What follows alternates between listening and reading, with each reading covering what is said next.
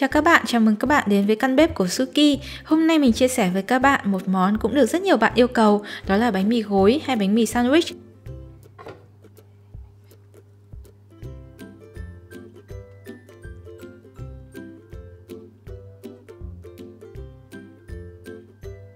Bánh tự làm ở nhà mình thấy hấp dẫn hơn bánh mì công nghiệp. Nó sẽ thơm mùi sữa, ruột bánh bông, mềm, xốp và xé thớ.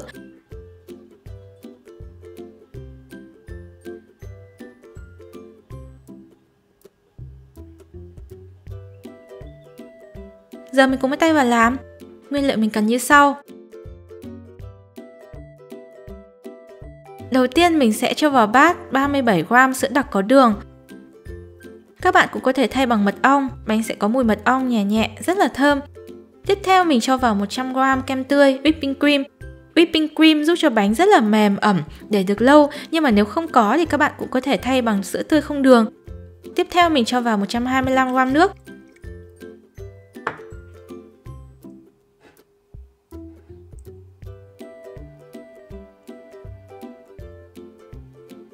Sau đó cho vào 25g đường.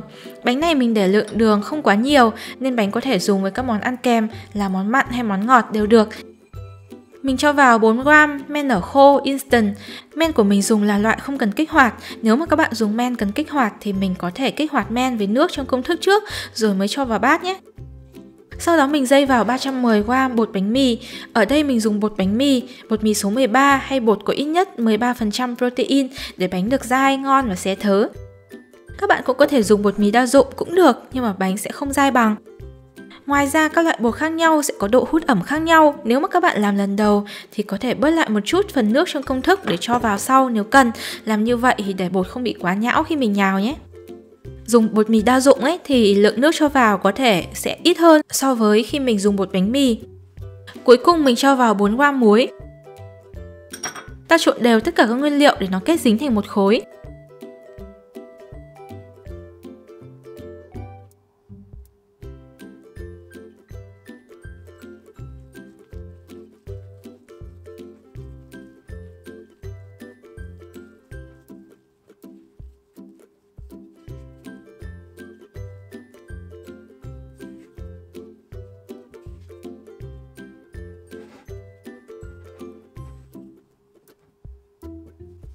Sau đó mình sẽ cho ra bàn nhồi. Nếu ở nhà các bạn có máy đánh bột hoặc là máy đánh trứng cầm tay với que xoắn và công suất cao một chút thì mình có thể dùng.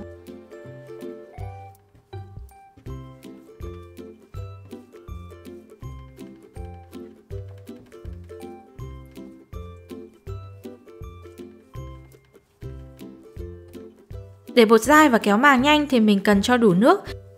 Ban đầu mọi người thấy là bột có vẻ hơi mềm quá và dính tay, nhưng mà chỉ sau khoảng 3 phút nhồi gì đó thôi là bột sẽ hoàn toàn không dính tay nữa.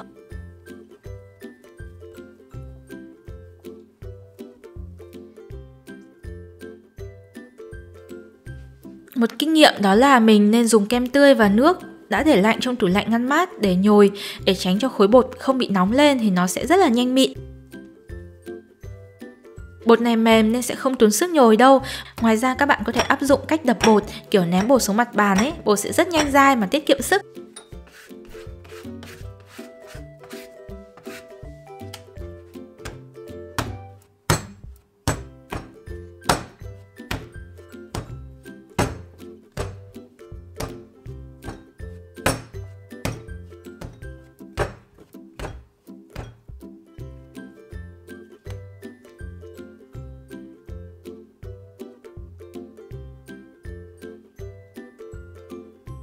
Khi mà bột đã dai và tương đối kéo màng thì mình có thể nhồi vào 25g bơ nhạt. Nếu các bạn dùng bơ mặn thì mình có thể giảm muối trong công thức đi 1g.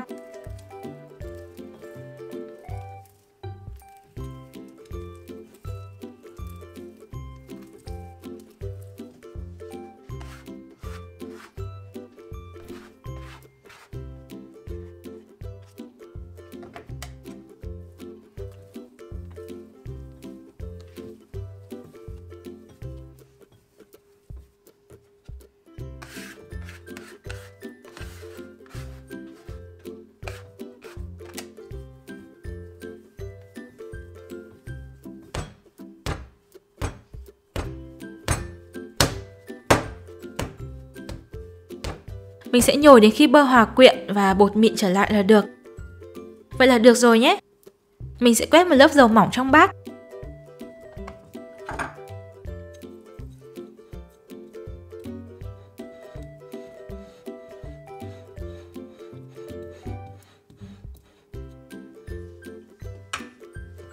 Sau đó mình cho bột vào ủ.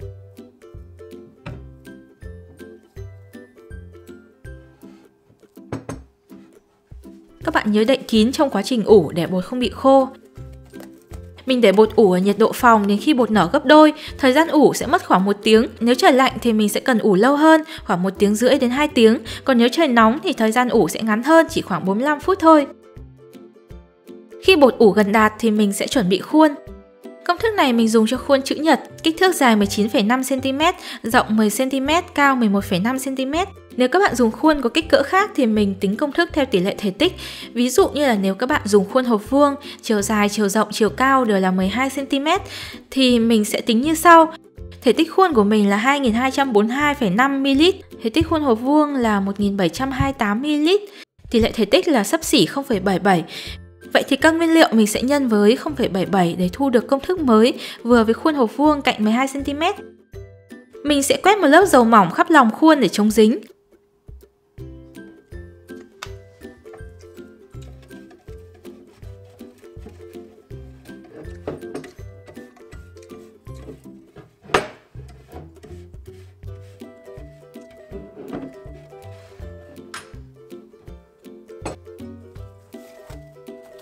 Bột đã đạt thì mình chia làm đôi.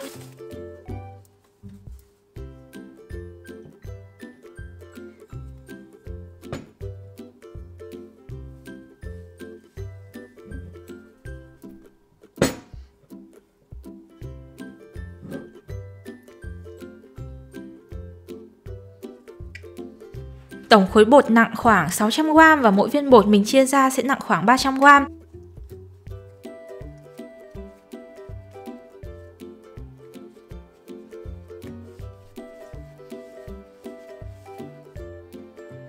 Mình để bột nghỉ khoảng 15 phút trước khi tạo hình, như vậy bột sẽ không bị co khi tạo hình nhé. Mình nhớ đậy kín trong khi để bột nghỉ để bột không bị khô. Sau 15 phút thì mình sẽ cán bột thành hình chữ nhật.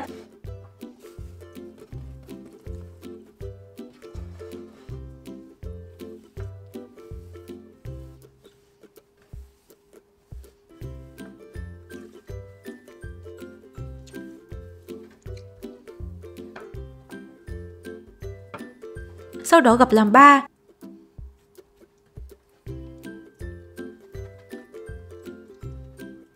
Tiếp theo mình lại cắn dẹt ra.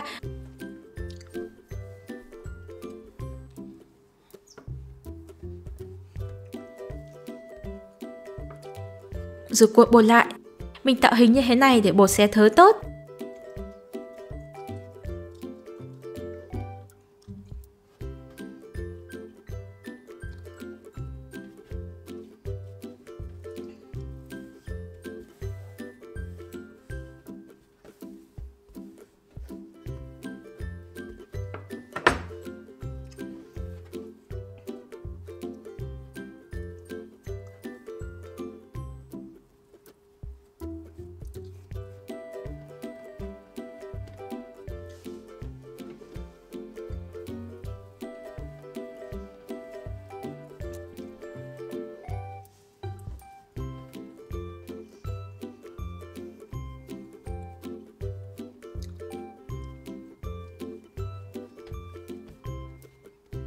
Mình sẽ xếp bột vào khuôn.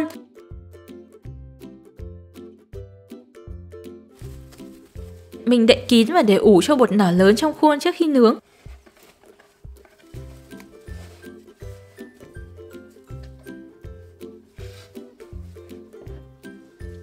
Trước khi nướng bánh thì mình sẽ cần làm nóng lò 150 độ C trong khoảng 20 phút. Tùy lò thì thời gian làm nóng có thể khác nhau, lò nhỏ thì mình sẽ làm nóng nhanh hơn. Khi bột nở lớn cách rìu khuôn khoảng 3cm thì mình đã đem đi nướng được rồi. Mình quét một lớp dầu mỏng ở nắp khuôn, rồi đậy khuôn và cho bánh vào lò nướng. Mình nướng bánh ban đầu ở 150 độ C trong 5 phút, sau đó mình sẽ tăng nhiệt lên 180 độ C và nướng 25 phút. Sau 25 phút thì mình bỏ nắp khuôn. Khi này nếu phần mặt bánh đã vàng nâu thì mình để trên mặt bánh một miếng giấy bạc. Mình đã chuẩn bị từ trước có kích thước giống như nắp khuôn. Ta nướng bánh thêm vẫn ở 180 độ C và nắp khuôn mở như vậy khoảng 5 đến 10 phút. Đây là cách nướng mình đã dùng để giúp cho bánh giữ được độ mềm từ trong ra ngoài nhưng mà ruột bánh không bị ướt. Sau khi nướng thì mình lấy khuôn ra và gõ xuống mặt bàn một chút, sau đó mình úp bánh ra rách để cho bánh nguội. Khi bánh tương đối nguội là mình đã thưởng thức được rồi nhé. Để bảo quản bánh thì mình để bánh trong túi kín, mình để nhiệt độ phòng trong khoảng 3 đến 5 ngày. Với công thức này bánh sẽ giữ được độ mềm ẩm lâu và không bị khô. Để cắt bánh được đẹp thì các bạn có thể kiếm cái dao cắt bánh mì.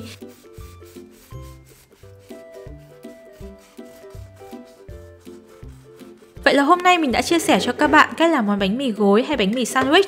Nếu các bạn thích món bánh này thì hãy cho mình một like và chia sẻ nha. Để lại bình luận bên dưới món bánh mà các bạn muốn mình làm tiếp theo. Đăng ký nếu các bạn chưa làm để không bỏ lỡ các video tiếp theo trên kênh. Hẹn các bạn trong video tới.